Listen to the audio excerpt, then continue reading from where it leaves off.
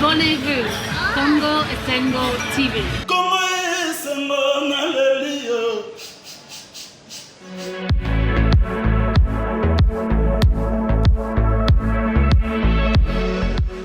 Tango omoni ke tozimbula mibale ya pamba ya koperdre ernde ko Fayulu asalaki proposition ya plan de sortie de crise balobi azoluka musala première victoire lelo bato nyonso société mo maison réclamer ba réforme tolandaki nanga abima machine eza mais il faut ba réforme tolandi église catholique abima ba réforme maintenant tout le monde est d'accord faut la réforme mais eloko mona na nia motuya président lobby la constitution n'a jamais prévu le glissement.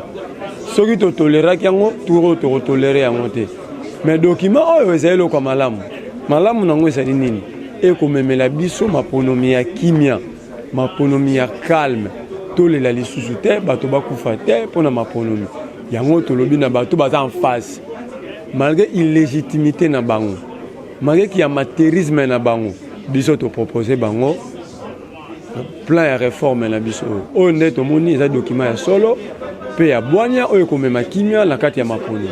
Non, vous connaissez le point de vue de la Mouka. L'Assemblée nationale est une institution qui a été fabriquée de main de maître par M. Kabila, donc une institution illégitime. La Mouka réclame un cadre paritaire extra-institutionnel de discussion avec les parties prenantes à la crise de légitimité qui secoue notre pays. Et c'est dans ce cadre que cette proposition portant organisation et révision de la loi sur l'organisation et le fonctionnement de la CENI, c'est dans ce cadre que nous allons et nous entendons mener les discussions. Il n'est pas question, il est nullement question pour nous, la Mouka, d'amener cette proposition de réforme de la loi portant organisation et fonctionnement de la CENI à l'Assemblée nationale illégitime. D'abord, na sepeli que n'a participé à la réunion ya Motindoyo. Au début que Mboka na biso Congo, ils sont très peu qui réfléchissent pour le pays. Batu bazaka koloba biloba loba mais baza moke oyo batalaka mboka na biso ndenge ko bebe ko kufa boye na bandeko yo bazoko kamba biso lelo pe bandeko mususu ba réfléchir ndenge nini tokoki ko bongisa mboka lelo ezalaki lancement il y a processus il y a ko lactalisa peuple congolais ba réforme tolingi yango pona nini et tolingi ba réforme esalama wapi pe toyoki ndenge soldat du peuple le président élu Martin Fayulu a talisi biso que ba réforme il faut esala na CENI et le plus important oyo nakoki koyebisa ba congolais ali que le premier point capital ezali que il faut ba longola makambu ya politique na institution oyo ezali indépendante pour esalisa ba élection ya solo oyo kokosala ke mboka ekende na développement na lopoto babenyango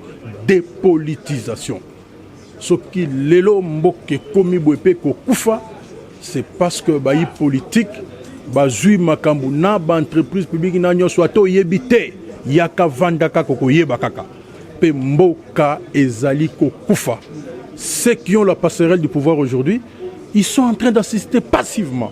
Mais je pense que Mboka Oyabiso Congo et Kobonga te ponaba ONG et Kobonga ponaba association te Mboka et Kobonga nanzela ya ba élection il y a solo oyeko pesa biso to benga na lopoto ba institution forte pe ekosala ke lobby na biso ezala malamu. Donc nous devons veiller à ça comme des véritables patriotes.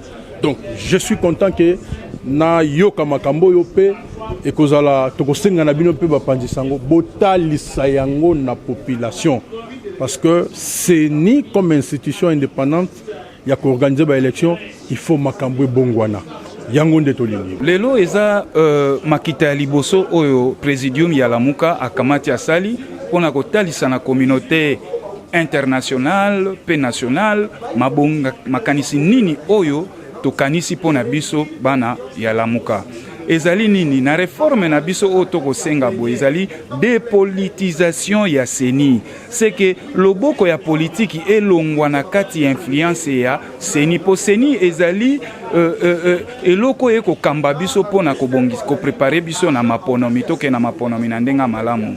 Yango président Martin elongo na mwana mboka Adolphe Mozito bavandi bakanisi babimiseli biso buku oyo etali ba réforme na kati ya ba réforme biso tokosenga ya CENI tokoki kokenda na maponomi ya 2023 boyete na environnement oyo to pe na climat oyo ekoki komema biso na maponomi ya 2023 te pamba te na boye tala potopoto euti kokota ndeko Tshisekedi toko boya ye na pouvoir parce que maponomio esalamaki ezalaki ya malamu te.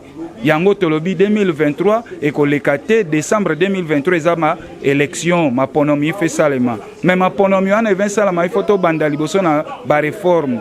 Yango moni to uti koya sikoyo na proposition ya ba réforme na biso portant sur fonctionnement et organisation de la CENI. Donc voilà un peu na mokuse eloko to uti koyekola wa kotalisa na ambassadeur bande kwa mikili mususu biso nyonso. Et na yango to sengi ke CENI il faut alongwa, il faut ezala dépolitiser.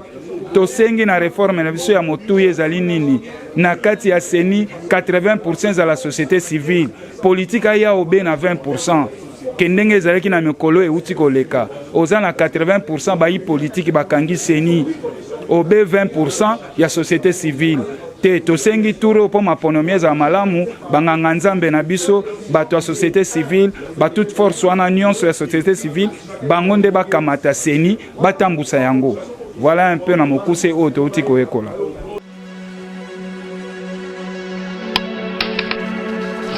Abonnez-vous, Congo Esengo TV.